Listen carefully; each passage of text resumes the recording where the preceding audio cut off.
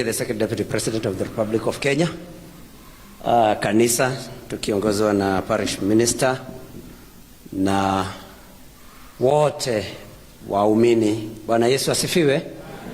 Basi mimi nami naitwa Joe Nyutu, mimi ndiye seneta wa jimbo la Murang'a na tumekuja hapa pamoja na Deputy President ili tuweze kuabudu na nyinyi. Na kama alivyosema mwenzangu Mheshimiwa Kagushia, sisi hatuna siasa. Sisi ni kutaja tu, tunataja mambo mawili matatu ambao tunaona hayaendi vizuri. Na kwa sababu rais wetu, Rais Ruto, alikuja kwa kanisa na akaomba kura kanisani, wakati ule akiheshimu makanisa, tunamuomba aendelee kuheshimu wachungaji wetu kama alivyokuwa na heshimu wakati ule. Na tunasema tukiwa kanisani kwamba sheria za Mwenyezi Mungu ni 10. Na mojawapo wa sheria hizo ni kwamba hakuna aliye na ruhusa kuua mwenzake. Na tumeshuhudia Rais Ruto na serikali yake wakiteka vijana wetu nyara na kuwaua. Na ndiyo sababu tunasema hiyo si siasa, tunaendelea kuhubiri kwamba sheria ya Mwenyezi Mungu usiue iendelee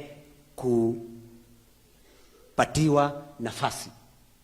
Na tunasema pia Daudi alipokosea akamuua Uria na akachukua bibi yake, Mungu alimtuma nabii wake Nathan.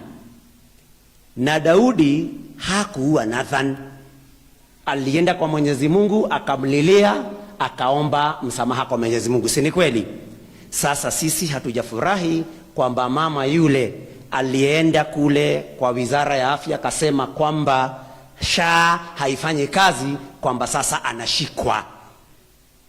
Tunataka rais aangalie SHA ifanye kazi. Do not kill the messenger. Listen to the message. Kwa hivyo tunataka tukome hapo, tuendelee kuombea kiongozi wetu Rigathi Gachagua, Mungu aendelee kumpa hekima ili aweze kutuelekeza. Kenya yote tuungane pamoja, tutoe serikali ambayo inanyanyasa wa Kenya. Hayo ni matangazo tu, si siasa. Mbarikiwe sana.